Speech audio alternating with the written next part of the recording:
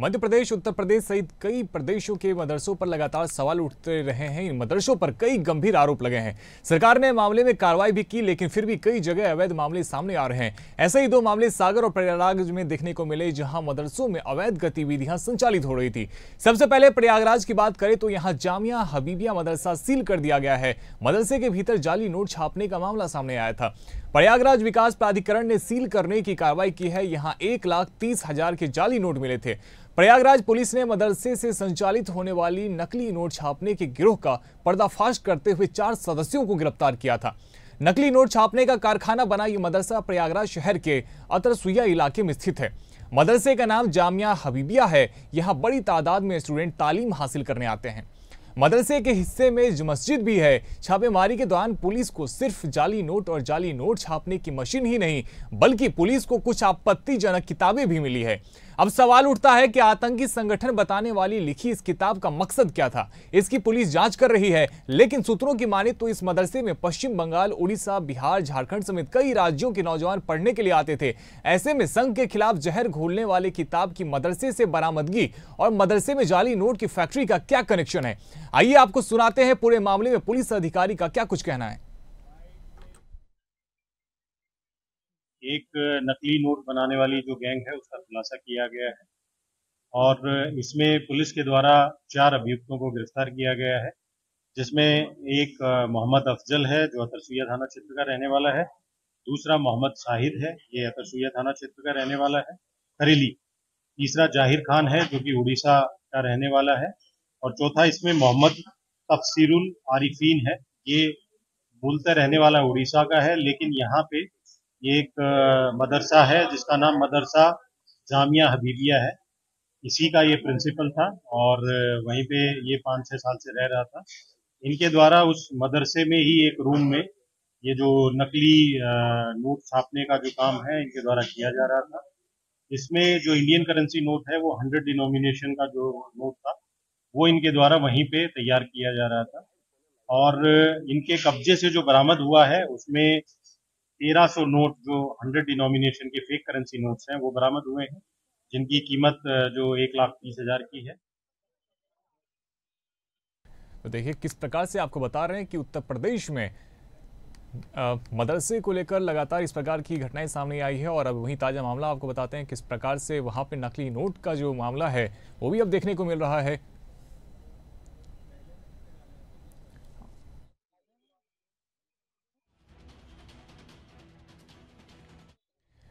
वहीं अगर हम सागर की बात करें तो यहां भी अवैध मदरसा संचालित किया जा रहा था। परसोरिया में मौलाना आजाद मिडिल स्कूल को सिर्फ स्कूल चलाने की अनुमति है, लेकिन यहां मध्य प्रदेश का शायद सबसे बड़ा अवैध मदरसा चलाया जा रहा था। इसका खुलासा तब हुआ जब राज्य बाल आयोग की टीम यहां निरीक्षण के लिए पहुंची। टीम सबसे पहले परसोरिया स्थित मौलाना आजाद मिडिल स्कूल पहुंची। यहां पर निरीक्षण के दौरान कई खामियां मिली। स्कूल की आड़ में अवैध तरीके से मदरसा संचालित पाया गया। यहां पर 365 बच्चे थे। बाल संरक्षण आयोग के सदस्य ओंकार सिंह ने बताया कि यह मध्य प्रदेश का सबसे बड़ा अवैध मदरसा है। स्कूल के पास शिक्षा विभाग से 8वीं तक की ही मान्यता थी, लेकिन 9वीं और 10वीं की कक्षाएं भी लगाई जा रही थी। यहाँ जो छात्रावास है वह इबादत खाना है। बच्चे यहाँ खाना खाने जाते हैं और पढ़ते हैं। वहाँ मस्जिद है। मान्यता स्कूल चलाने की है, लेकिन बिना अनुमति मदरसा चलाया जाता है। फिलहाल पूरे मामले में सरकार ने एक जांच कमेटी का गठन कर लिया है। आइए आपको सुनाते हैं पूरे मामले में शिक्षा मंत्री राव उदय प्रताप सिंह का क्या कुछ कहना है।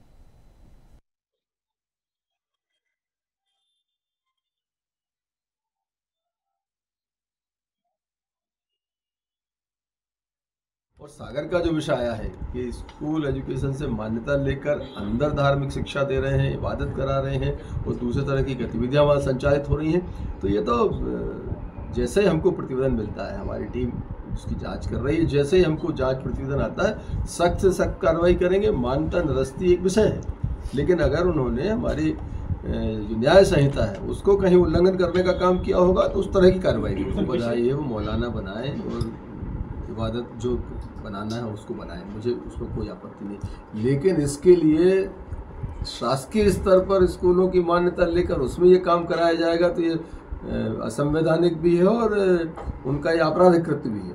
इसको कतई किसी कीमत पर बर्दाश्त नहीं किया जाएगा और इस विषय को चर्चा के बाद मुझे लगता है कि इस पर कार्रवाई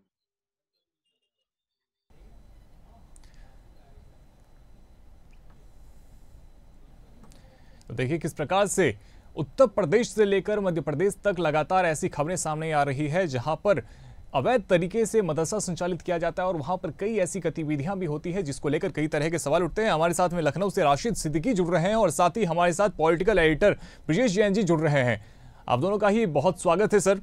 सबसे पहले राशिद, आपके पास में आना चाहेंगे, देखिए किस प्रकार से मदरसा में जहां पे तालीम दी जाती है वहां पर अवैध तरीके से जो नकली नोट है वो बनाया जाता है।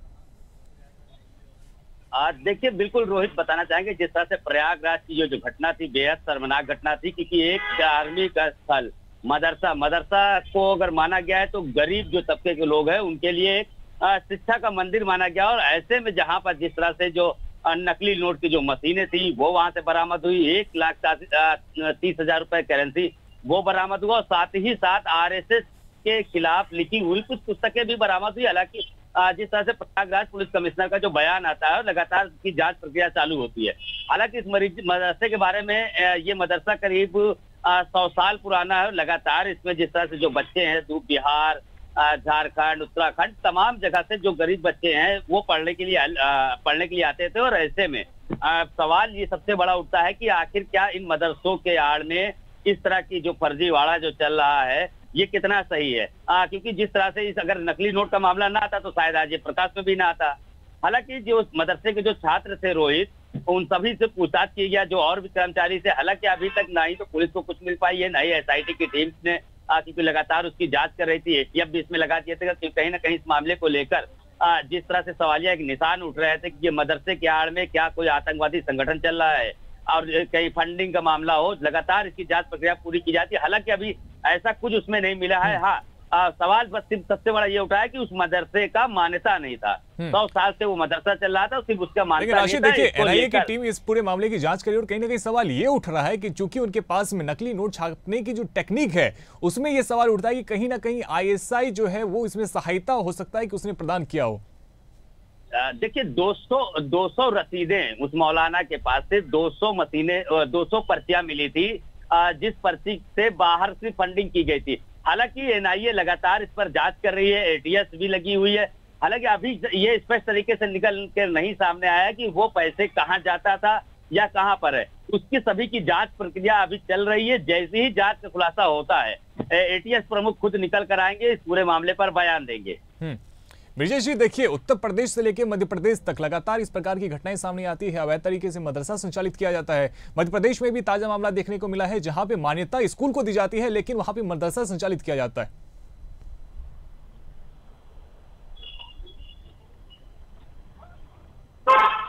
ब्रजेश जी, आवाज आ रही है आप तक?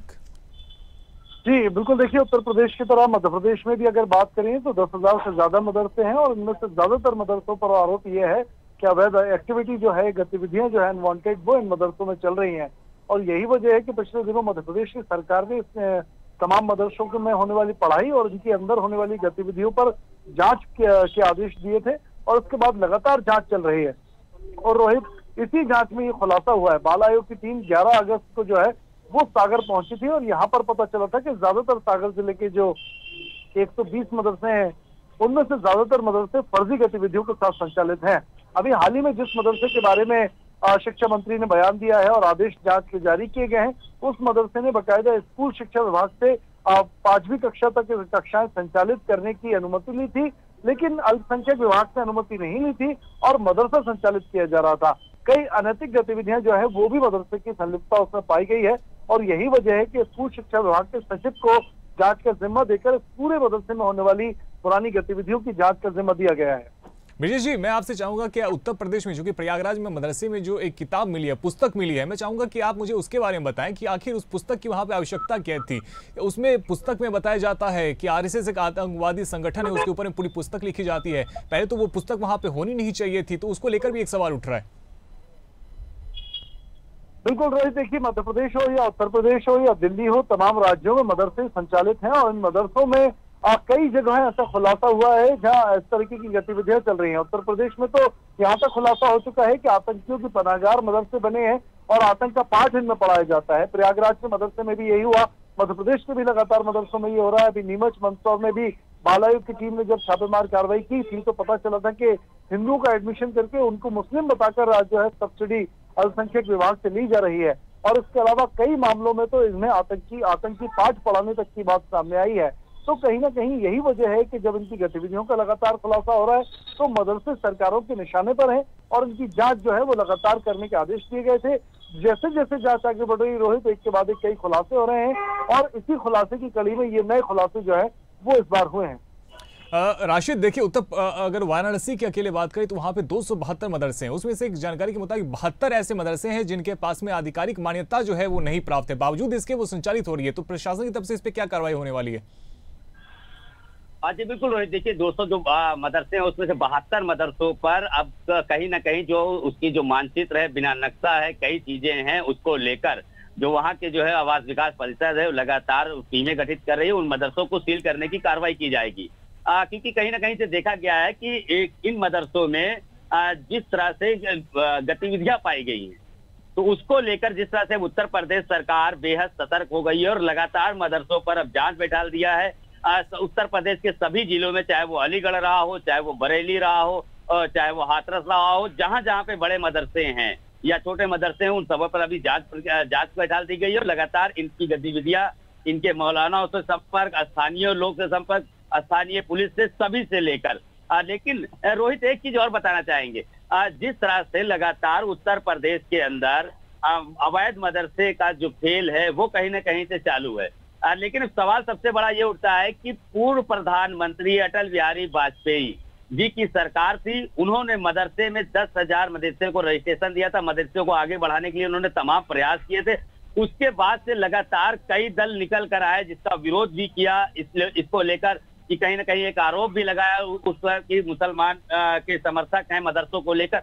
और आज जो तरह से जो हालात बनी है, देखिए मदरसों में होता क्या है, तो जो स्थानीय मौलानाओं से हमने बात की, हालांकि उन्होंने ऑन कैमरा बोलने के लिए तैयार नहीं हुए, लेकिन उन लोगों ने ये कहा कि कुछ मदरसे जो ऐसे होते हैं जिनका जो फंडिंग जो होता है, जैसे कि एक कॉलोनी में एक मदरसा बना लिया, उसकी फंडिंग उन मोहल्ले के लोग जो ठीक ठाक है जो है उन लोगों ने अपना फंडिंग किया, उसमें गरीब बच्चों को पढ़ाया गया। उनको ये लगता है कि कहीं ना कहीं से हमको सरकार से कोई पैसा इसमें नहीं लेना है, हमको उन बच्चों की परवरिश करना है, उन बच्चों के लिए भविष्य देना है। तो उन मदरसों का जो है उन लोग रजिस्ट्रेशन नहीं हो पाता है। वही सारे मदरसे इस तरह के जो निकल के आ रहे हैं जिनके ऊपर ये आरोप लग रहा है कि वो सभी मदरसे जो है अवैध है। हालांकि उत्तर प्रदेश के अंदर 25,000 ऐसे मदरसे हैं। 25,000 मदरसे में से इससे पूर्व भी कई बार सर्वे हो चुका है। सर्वे होने के बाद इसकी रिपोर्ट पूरी राज्य सरकार से लगाकर केंद्र सरकार भेजी गई थी। मदरसा बोर्ड अध्यक्ष लगातार इसको जो है मॉनिटरिंग कर और स्वयं जाकर वहां पर दिल्ली में जाकर उन्होंने इसकी बात की चर्चा की थी कि ऐसे मदरसे हैं, कुछ मदरसे इस टाइप के हैं कि जिनका खर्चा वहाँ के स्थानीय लोग, वहाँ के जो सोशल वर्कर लोग हैं वो लोग उठा रहे हैं। तो इस कारण जो है रजिस्ट्रेशन उन मदरसों का नहीं पाया। हालांकि जिस तरह से अब कहीं ना कहीं चाहे राजनीति मुद्दा हो, चाहे जिस तरह का मुद्दा हो, और कहीं ना कहीं इस तरह से जो मदरसे जो संगठित मदरसे मिल भी जा रहे हैं, तो यही आज कारण है कि सारे मदरसे एक जैसे ही निगाह में सब आ गए हैं सरकार के और लगातार अब कहीं ना कहीं। लेकिन अब सवाल इससे पता है सबसे बड़ा क्या हो रहा है रोहित, इनमें उन बच्चों की भविष्य खराब हो रही है जो बच्चे दूर दराज से, जिनके माँ बाप के पास पैसे नहीं है पढ़ाई लिखाई के लिए, अब वो मदरसे जो लगातार बंद हो गए। प्रयागराज के अंदर अगर 72 मदरसे बंद होते, 72 मदरसे का मतलब है कम से कम 2-2.5 हजार बच्चे। अब वो 2-2.5 हजार बच्चे या तो मजदूरी करे, या तो वो पंचर बनाए, या तो वो साइकिल बनाए, क्योंकि उनको शिक्षा तो मिल नहीं पाएगी। क्योंकि वही कहीं ना कहीं स्थान था। यदि बच्चों के पास में ये ऑप्शन बंद हो जाता है कि यदि मदरसा बंद कर दिया जाता है, तो क्या बच्चों के पास में सिर्फ यही ऑप्शन बचता है कि वो मजदूरी करें? क्या उनको सरकारी स्कूलों में क्या उन्हें पर्याप्त शिक्षा नहीं मिल पाएगी? क्या ऐसी व्यवस्था नहीं है?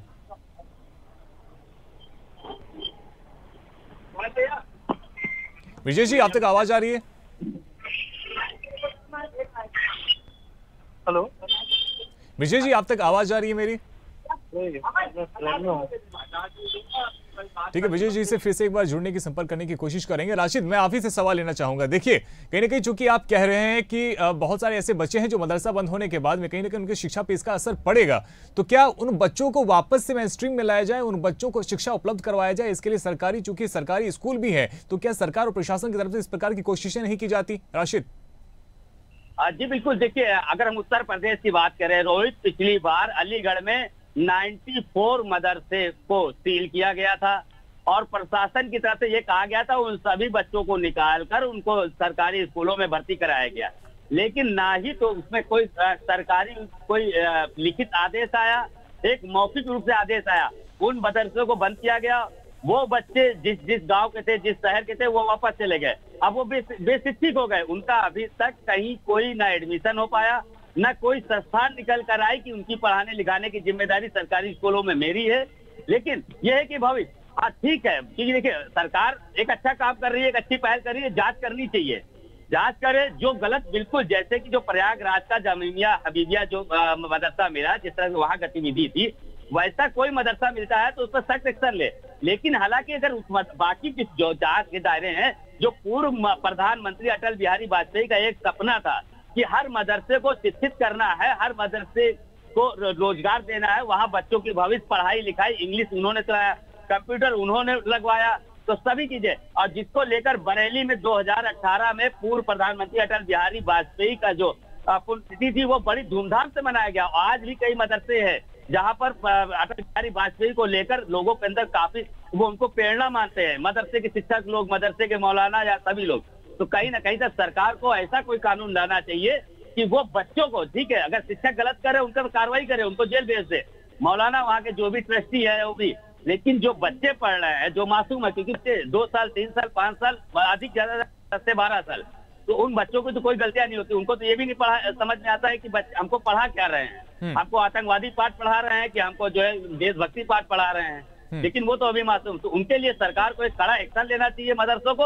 और जो मदरसे रजिस्ट्रेशन नहीं है या जो लग रहा है कि वो गलत है सरकार को, उसको बाकायदा सील करें और उन बच्चों की कहीं ना कहीं भविष्य या उनकी पढ़ाई लिखाई के लिए तमाम सरकारी स्कूल नहीं है तो स्कूल बढ़ा दे, सरकारी स्कूल बढ़ा दे, सरकारी टीचर रख दे। जी रोहित। विजय जी, देखिए कहीं ना कहीं सरकार के पास में एक पुख्ता डेटा भी नहीं है कि कितने टोटल मदरसा हैं और उनमें से कितने अवैध तरीके से संचालित हो रहे हैं, क्योंकि कई मदरसों में ऐसा देखने को मिला है कि वहां पे बच्चों की स्थिति जो है वो बेहद दयनीय है। तो जब तक सरकार के पास में एक पुख्ता डेटा नहीं होगा उस पर कार्रवाई कैसे की जाएगी?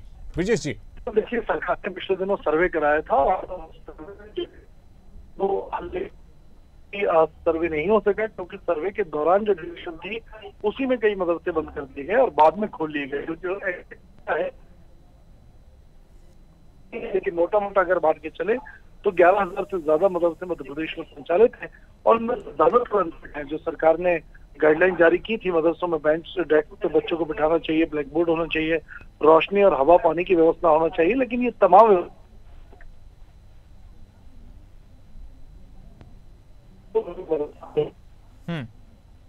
तो सारे मदरसों की जांच के आदेश दिए गए थे, एक के बाद एक जिले वाइज तमाम सर आपकी ऑडियो में थोड़ी सी तकनीकी समस्या आ रही है। राशिद, देखिए कहीं ना कहीं मदरसे में भी बच्चों की स्थिति बेहद दयनीय है। उन्हें कई जगह, जैसा कि ब्रिजेश जी भी कह रहे थे, ना तो उनके खाने पीने की वहाँ पे बहुत ज़्यादा व्यवस्था होती है, ना तो उनके बैठने की वहाँ पे प्रॉपर व्यवस्था होती है, ना तो उन्हें उस ढंग की किताबें पढ़ाई जाती है जो आगे चल के उनके फ्यूचर में बहुत ज़्यादा मददगार साबित होगा। जी बिल्कुल रोहित, क्योंकि ये बहुत अच्छा सवाल है और जाहिर सी बात है ये उन मदरसों की हाल है जिनको सरकार से लाभ मिलता है, जो सिर्फ कमाई के लिए वहां पर मदरसे का रजिस्ट्रेशन करा लेते हैं। उनमें ना बच्चों की अच्छी शिक्षा वो दे पाते हैं, ना बच्चों की अच्छी फैसिलिटी दे पाते हैं। सिर्फ सरकार से मोटी रकम लेनी होती है, टीचरों के नाम पर, मेंटेनेंस के नाम पर, गरीब बच्चों के नाम पर। तो कम से कम सरकार अब इस चीज का, जिस तरह से जो खुलासे मदरसे को लेकर हो रहा है, तो सरकार अपनी टीमें लगाकर इन चीजों को, जो अल्पसंख्यक आयोग के मंत्री हैं, जो मदरसा आयोग के बोर्ड हैं, ये सारी जिम्मेदारी उनके ऊपर बनती है। ये माननीय मुख्यमंत्री योगी आदित्यनाथ की नहीं बनती है, ये जिम्मेदारी मदरसा की बनती है, ये जिम्मेदारी अल्पसंख्यक आयोग मंत्री की बनती है कि आखिर मदरसों में अल्पसंख्यक के बच्चे अगर पढ़ते हैं तो उनकी देखरेख किस तरह से हो रही है, उनके मदरसों में क्या पढ़ाई हो रही है या उनके मदरसों में किस तरह की पढ़ाई हो रही है। आखिर देखिए 100 साल का पुराना मदरसा आज प्रयागराज के अंदर, उसके अंदर जाली नोट और इस तरह के कुछ आपत्तिजनक चीजें बरामद होती है, तो ये गलती मदरसे बोर्ड की नहीं है, ये गलती अल्पसंख्यक आयोग की नहीं है, ये क्या जिम्मेदारों की गलती नहीं है कि समय समय पर अगर इनको चेक किया जाए, हर एक महीना एक टीम गठित की जाए और ये चीज लगाया जाए कि आखिर क्यों पनपने पाया। तो ठीक है, लेकिन इस तरह की घटना है। लेकिन अब अगर ये कोई सरकार पे सीधे दोष बरते, नहीं, सीधे सरकार की गलती है, तो सरकार में मुख्यमंत्री योगी आदित्यनाथ की गलती नहीं है। सरकार के नीचे जो मुख्यमंत्री योगी आदित्यनाथ के नीचे बैठे लोग हैं, ये उनकी कमियां हैं, उनको इस समय पे जांच कराना चाहिए, उनको समय पे देखना चाहिए। जी रोहित।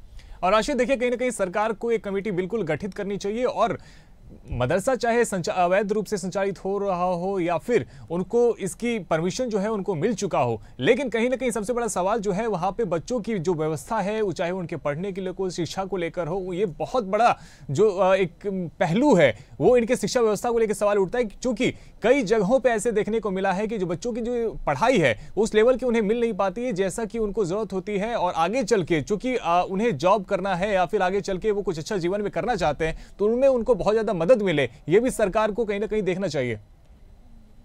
जी बिल्कुल, देखिए रोहित, क्योंकि ये तो हम लोगों की आंखों की देखी घटना है, क्योंकि फील्ड के रिपोर्टर हैं। अभी ठीक 2 साल पहले एक हादसा हुआ था बिहार के अंदर, कई लोग वहां पर बाढ़ में डूब गए थे, कई परिवार चला गया था।